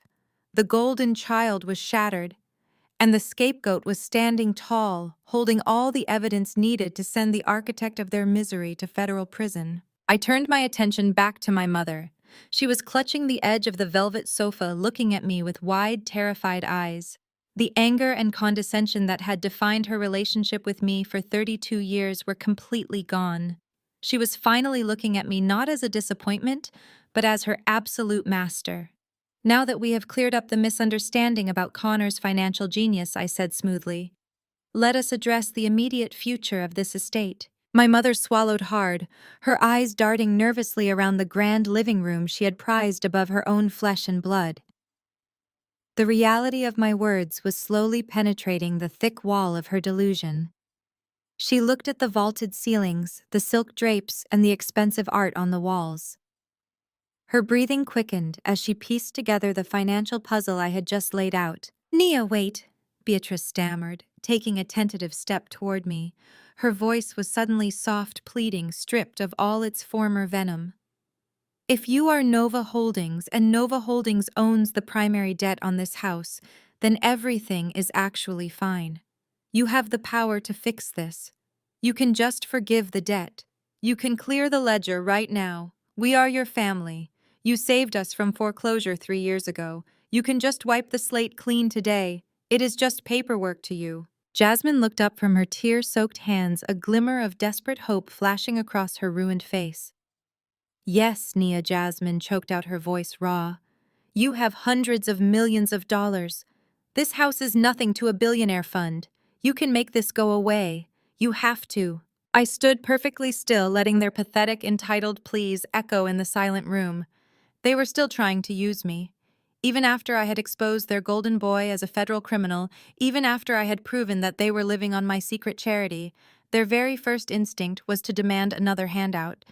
They truly believed that because we shared DNA, I was obligated to absorb the catastrophic damage of their own profound stupidity. I reached down and slowly, deliberately buttoned the center button of my tailored black blazer. I straightened my posture, towering over them in the quiet room.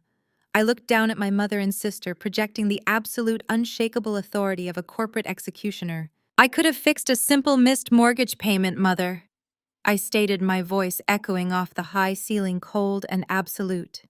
I could have authorized my finance department to restructure the debt again. But you did not just miss a mortgage payment. You gave a con artist unrestricted legal signatory power over the Washington Family Trust. I pointed a sharp finger down at the fraudulent contract still sitting on the coffee table. When Connor realized his cryptocurrency startup was completely insolvent, he did not just embezzle your survival money. He used this physical estate as collateral to secure his unregulated, highly leveraged margin accounts. He cross-collateralized the property. He took out massive hidden loans against the equity of this house to fund his gambling addiction and his mistress in Washington. Beatrice let out a strangled gasp, stepping backward, as if she had been physically struck. No, she whispered, shaking her head violently. He could not do that. He would not. He did, I countered sharply. And because he did, this is no longer just a family dispute over a late bill. This is a matter of federal corporate liability. Nova Holdings is a heavily regulated financial institution. When a debtor commits federal wire fraud and completely defaults on cross-collateralized loans, the tied assets are immediately seized by the holding company.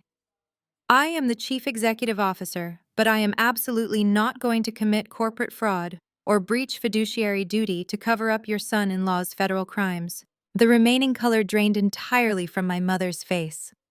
Her knees buckled slightly, and she had to grab the edge of the velvet sofa to keep from collapsing onto the hardwood floor. What are you saying? Jasmine cried out, panic seizing her entire body. What does that mean for the house? I looked directly into my sister's terrified eyes. It means I am not clearing the debt. It means I am not bailing you out this time. I have officially authorized my legal department to proceed with the maximum penalty clauses of the default. The legal notices were filed and stamped by the county clerk on Friday afternoon. This house is officially in active foreclosure, and the property has been seized by Nova Holdings. Beatrice let out a loud, agonizing wail. She fell to her knees right there on the expensive Persian rug, the last shreds of her elite country club persona completely shattering. You cannot do this to us, Nia, she sobbed, holding her hands up to me in a desperate begging gesture. Where will we go? We have no money. We have nothing left. What will I tell the neighbors? What will I tell the church? You cannot put your own mother out on the street. I looked down at the woman who had spent 32 years making me feel like an unwanted burden. I looked at the mother who had dragged me into a pantry just yesterday to threaten me with banishment if I embarrassed her wealthy son-in-law. There was no pity left in my heart for her. The well of my compassion had run completely dry. You can tell your friends whatever you like, I replied, my tone devoid of a single ounce of mercy. You can tell them the mystery investor decided to pull the plug. You can tell them your brilliant son-in-law stole your future to buy diamond watches for a fitness instructor. Or you can tell them the truth. You can tell them the pathetic failure decided to stop paying your bills. I took a step closer to her, ensuring my final words struck with lethal precision. You have exactly 48 hours to pack whatever personal belongings you can fit into your cars and vacate my property. At 8 in the morning on Wednesday, a private security firm will arrive to change the locks and physically remove anyone left inside the gates. If you attempt to take any of the appliances, the fixtures, or the furniture that my company technically owns, I will have you arrested for theft of corporate assets. Jasmine buried her face in the sofa cushions, sobbing uncontrollably. The golden child was entirely broken. Connor remained frozen in the corner, staring blankly at the wall, knowing he was headed straight for a federal prison cell. Beatrice stayed on her knees on the rug, weeping loudly into her hands completely destroyed by the financial execution I had just delivered. There would be no last-minute rescue. There would be no secret wire transfers to save their pride.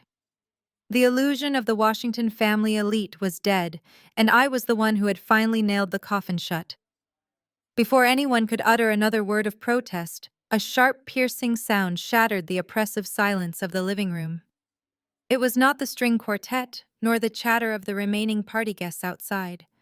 It was the distinct, undeniable wail of approaching sirens. Red and blue lights began to flash violently through the massive floor-to-ceiling windows, casting frantic dancing shadows across the vaulted ceilings. I watched the realization hit Connor first. He scrambled backward, bumping into the mahogany coffee table, his eyes wide with the raw, primal terror of a trapped animal. The heavy oak front doors swung open. My lead corporate counsel, a ruthlessly efficient man named Marcus, stepped into the foyer. He was flanked by 3 uniformed police officers and 2 men wearing tactical windbreakers with federal insignia emblazoned across the back. The sheer physical presence of federal authorities in my mother's pristine, over-decorated hallway was a visual masterpiece of consequence. Marcus stepped forward, his voice projecting clearly over the commotion. Nia, the dossiers have been fully processed. The Federal Bureau of Investigation and the Internal Revenue Service have formally received the complete forensic audit from Nova Holdings. The lead federal agent stepped past Marcus, pulling a pair of heavy steel handcuffs from his belt. Connor Hayes, the agent, announced, his voice devoid of any emotion. You are under arrest for multiple counts of federal wire fraud, embezzlement, and interstate financial crimes. You have the right to remain silent. Connor did not fight. He did not puff out his chest or throw around aggressive financial jargon. The arrogant patriarch of the Washington family simply crumbled. His legs gave out, and the officers had to physically grab him by the armpits to drag him toward the door. The crisp white shirt he had worn to intimidate me was now wrinkled and soaked in sweat. Jasmine let out a blood-curdling scream, chasing after the officers, as they hauled her fraudulent husband out the front door and down the sweeping stone steps. My mother followed right behind her, stumbling over her designer heels, completely oblivious to the fact that her wealthy neighbors had stepped out onto their lawns, watching the entire spectacle unfold. I walked slowly out the front doors, stopping at the edge of the grand portico. The scene in the circular driveway was pure chaotic poetry. Flashing police lights painted the manicured landscaping in harsh, alternating colors. The chaotic energy felt completely unhinged, exactly like a frantic handheld camera, wildly capturing the desperate, pathetic reality of my family. Connor was shoved roughly into the back of a police cruiser. The heavy door slammed shut, severing his connection to the wealthy world he had tried to steal. That was when my mother turned around. She looked up at me, standing on the elevated porch of the house I owned. The red and blue lights illuminated her tear-stained face, exposing the deep, frantic desperation in her eyes. Beatrice Washington, the woman who had spent 32 years treating me like a disposable peasant, suddenly dropped directly to her knees on the hard asphalt of the driveway. "Nia, please," she wailed, crawling a few inches forward on the ground. She reached her hands up toward me, a pathetic theatrical display of submission. "You cannot do this. We are your family. You are my beautiful, brilliant daughter. You have always been so smart, so capable. I always knew you were destined for greatness. Please, my sweet girl, do not throw us out. We have nowhere to go." The absolute hypocrisy of her groveling was nauseating. Just 24 hours ago, she had dragged me into a stuffy pantry to remind me that I was a worthless, pathetic failure. She had threatened to banish me from her life entirely if I dared to embarrass her in front of the very man who was currently sitting in the back of a police car. Now stripped entirely of her power and her fake wealth, she was desperately attempting to rewrite history. She thought she could butter me up with cheap compliments. She thought she could manipulate my lifelong craving for her approval to save her own skin. Jasmine abandoned the police car and ran over to join my mother. She grabbed the railing of the stone stairs, looking up at me with mascara running down her face in thick black streaks. "Nia, I am sorry." Jasmine choked out, her voice cracking. "I am so sorry for everything I said on that video. I did not mean it. Connor manipulated me. He made me say those things. You are my big sister. We share the same blood. You cannot let them take our home. You have to let us stay." They were begging. They were crying out to the universe, praying that the quiet, obedient scapegoat they had abused for decades would suddenly return and shield them from the consequences of their own toxic vanity. They thought their tears would melt my resolve. They thought the biological accident of our shared DNA would somehow override the calculated systematic cruelty they had subjected me to. I looked down at them, groveling in the driveway, bathed in the flashing lights of the police cruisers. I felt absolutely nothing, no pity, no remorse, no lingering desire for their love. The little girl who had spent her entire life desperately trying to earn her mother's approval was completely dead. The woman standing on the porch was the chief executive officer of Nova Holdings, and she was entirely immune to their manipulative, pathetic performance. I stood there on the landing, the cold night air sweeping across the driveway, watching my mother and sister crumble in the flashing lights of the federal vehicles. Beatrice Washington, the woman who had spent 3 decades making sure I knew I was the lesser daughter, was sobbing into the pristine asphalt. Jasmine, the golden child, whose entire existence was subsidized by my silent labor, was kneeling beside her, clutching at the hem of my tailored slacks. "Please, Nia." Jasmine choked out, her voice raw and thick with tears. "I know I was awful to you. I know I said terrible things, but we are blood. You cannot just leave us with nothing. Connor lied to me. He lied to all of us. I did not know he was stealing from you. I swear I did not know." I looked down at her tear-streaked face, perfectly illuminated by the rhythmic spin of the police sirens. She was desperate. She was terrified, but she was not sorry. I did not move. I did not reach down to comfort her. I did not offer a single word of reassurance. I let the silence stretch, forcing them to sit in the absolute humiliation of their own making. My mother lifted her head, her perfectly styled hair now a tangled mess around her face. "Nia, my brilliant, beautiful girl." Beatrice pleaded, her voice trembling with a fabricated, maternal warmth that made my stomach turn. "You have always been the strong one. You have always been the backbone of this family. Please, just forgive us. Let us stay in the house. We will do whatever you want. We will make it right. Just do not throw your own mother out onto the street." I took a slow, deliberate breath, letting the crisp air fill my lungs. I looked at the 2 women groveling at my feet, and I felt the last lingering ghost of the pathetic approval-seeking daughter finally die within me. "You are not apologizing to me, Mother," I said, my voice dropping to a smooth, lethal calm. "You are apologizing to my bank account." Beatrice flinched, pulling her hands back as if I had burned her. Nia, how can you say that? I am your mother. I love you. Love. I repeated the word, tasting like ash in my mouth. You do not know the first thing about love. Love is not treating your daughter like a servant while she secretly pays your mortgage. Love is not dragging me into a pantry to threaten me with banishment because you are terrified I might embarrass a federal criminal. I took a step down, forcing them to look up at me. You did not love me when you called me dead weight on that patio. I continued, my voice steady, betraying absolutely no emotion. You did not love me when you laughed while Connor blew cigar smoke into a camera and called me a pathetic failure. You did not love me when you told Aunt Valerie that I lacked the fundamental drive to be anybody. Jasmine let out a sharp sob, covering her face with her hands. She knew exactly what I was referencing, the video that had started this entire execution. You both made it abundantly clear exactly how you viewed me, I said, looking from my weeping sister to my horrified mother. You showed me my place in this family. You showed me that my only value was as a silent, invisible punching bag for your massive, fragile egos. I paused, letting the weight of my words settle over them like concrete. Well, I listened, I whispered, leaning forward slightly. And now I am showing you your place.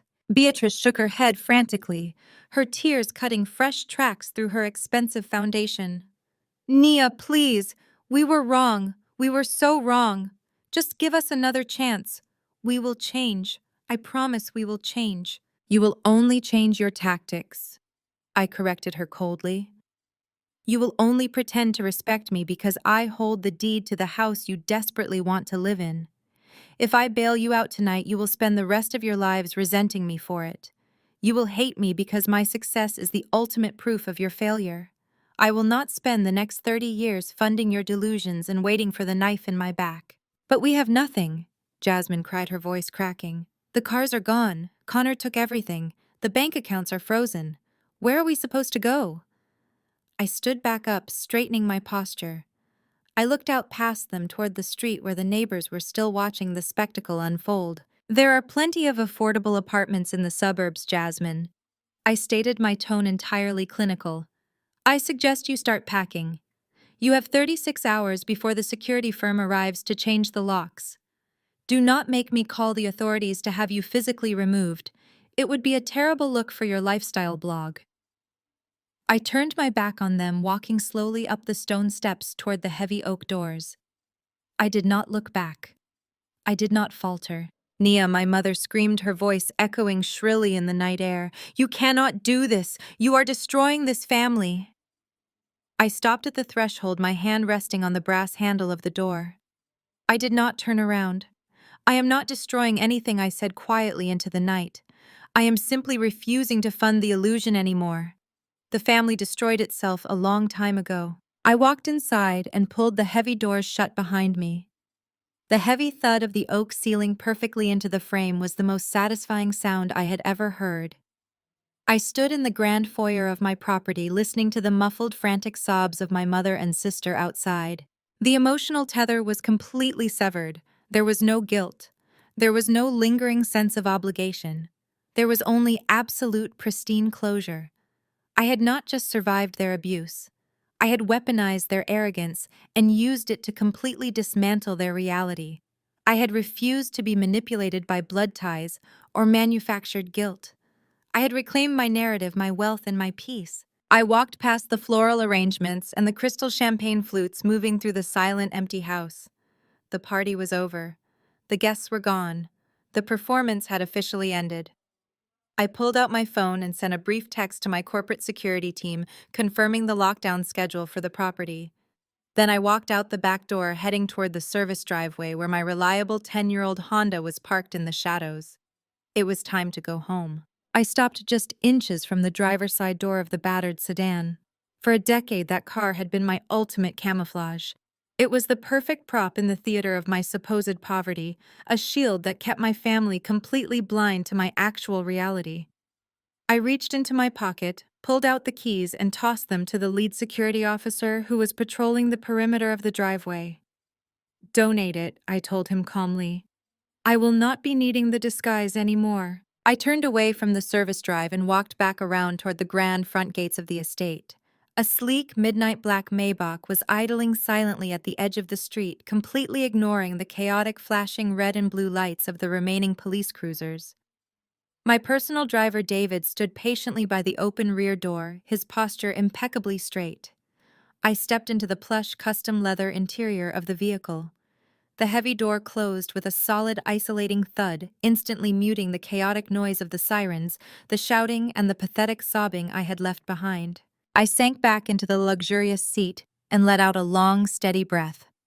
I poured myself a glass of chilled, sparkling water from the center console, taking a slow sip as the car glided smoothly away from the curb. Through the tinted privacy glass, I watched the massive Maryland estate shrink in the rearview mirror.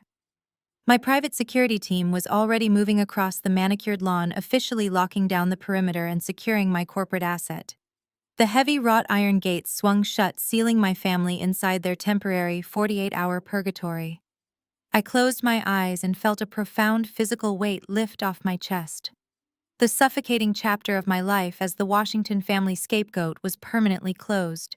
The federal justice system moves with a brutal, methodical efficiency when dealing with massive corporate embezzlement and wire fraud. Over the next few months, Connor attempted to leverage his usual manipulative charm in the courtroom. He wore his tailored suits and attempted to speak to the federal judge as a peer, using the same aggressive, arrogant financial jargon he had used to intimidate my uncle on the patio. The judge was completely unimpressed. When the prosecution presented the mountain of forensic evidence I had provided, including the aggressive cross-collateralized loans and the itemized credit card receipts for the luxury apartment he rented for his mistress Connor, completely cracked. In a desperate, pathetic attempt to save his own skin, he tried to turn on everyone. He actually tried to blame Jasmine, standing up in open court and claiming she drove him to massive debt with her lavish spending and demanding lifestyle. He claimed he was only trying to keep his wife happy. It did not work. The paper trail of his personal greed was absolute. The heavy wooden gavel fell, sentencing Connor to exactly 5 years in a federal penitentiary, followed by a decade of supervised release and mandatory restitution. There were no country club prisons available for his specific bracket of fraud. He was stripped of his tailored suits, his cigars, and his crypto broker bravado. He was handed a standard-issue uniform and escorted away in handcuffs, his massive ego completely crushed under the unforgiving weight of the federal justice system. Back in Maryland, the 48-hour eviction had been executed with absolute clinical precision. My private security firm arrived precisely at 8 in the morning on that Wednesday. They closely supervised the packing process, ensuring my mother and sister only took their personal clothing and cheap jewelry. Every piece of custom furniture, every crystal vase, and every piece of expensive art remained bolted to the property as corporate assets. Beatrice and Jasmine were forced to relocate to a cramped 2-bedroom apartment in a noisy, undesirable suburb bordered by a loud interstate highway. The poetic justice of their new reality was an absolute masterpiece. Jasmine desperately tried to maintain her luxury lifestyle blog from the corner of her tiny new bedroom, but the internet is a ruthless place. When the news of Connor's federal arrest and their subsequent eviction went public, her sponsors dropped her immediately. Her loyal followers evaporated, leaving behind comment sections filled with mockery. Stripped of her fake wealth and her corporate sponsor, the golden child was forced to enter the actual workforce. Jasmine now spends 40 hours a week standing on her aching feet behind a brightly lit glass counter at a mid-tier department store. She wears a required uniform and a name tag, spraying perfume samples onto small strips of cardboard for the exact type of working-class women she used to actively mock. She spends her lunch breaks scrolling through social media, watching other influencers live the life she permanently lost entirely because she chose to align herself with a fraud. Beatrice fared absolutely no better. With her country club friends completely ghosting her the moment the scandal broke, she was left entirely isolated. The women she used to drink expensive champagne with now actively avoid making eye contact with her in the local grocery store. Having zero marketable skills and absolutely no savings to fall back on, she had to swallow her massive toxic pride. She now wears a scratchy polyester vest working as a receipt checker at the exit doors of a local discount retail chain. She spends her days standing on hard linoleum floors, forcing a polite, submissive smile and welcoming people into a store she once swore she would rather die than step foot in. They live paycheck to paycheck, trapped in a suffocating cycle of retail shifts and noisy upstairs neighbors experiencing the very reality they used to believe made someone a pathetic failure. I sit in my penthouse office today holding a warm cup of coffee, watching the morning sun break over the beautiful city skyline. It has been exactly a year since that fateful anniversary party. I sold the Maryland estate to a massive commercial developer who promptly bulldozed the mansion to the ground to build a high-end wellness retreat. The physical monument to my family's arrogance has been completely erased from the earth. Nova Holdings is thriving beyond my wildest projections.